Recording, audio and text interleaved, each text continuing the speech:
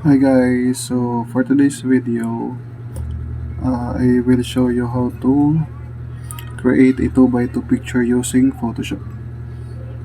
So dito may picture na tayo, tapos resize lang natin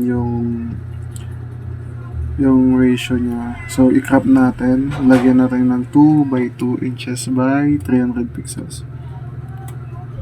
So ayan, na-crop na natin yung picture. Then i-duplicate lang natin, tapos copy natin sa bagong window. Yun. So yung paggawa natin ng window or new window ay nakadepende sa customized size na photo paper na gagamitin natin sa pagprint ng 2x2 picture.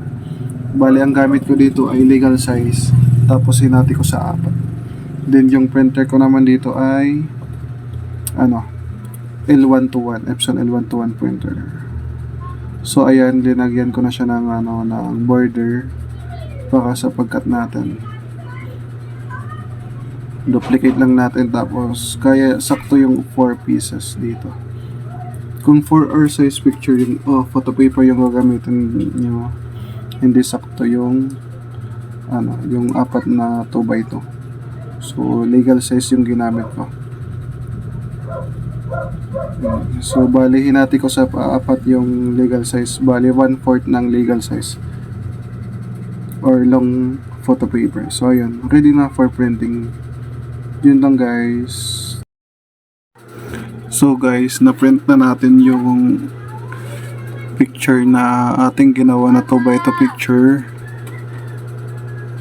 Then ito na yung finished product nyo guys. Kasi kung susubukan nyo sa 4R size na paper, photo paper, hindi siya hindi magsasakto yung 4 na 2x2.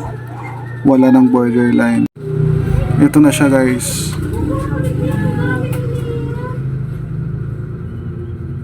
So ayan na, lalabas na siya guys. So makikita nyo guys, may border pa sa picture. So may guide kayo pang cut ng picture. So ayan na. O, diba? Yun, swak na swak. So yun lang, thank you for watching guys. Ready to cut na yung picture natin. Good for business ito. Thank you.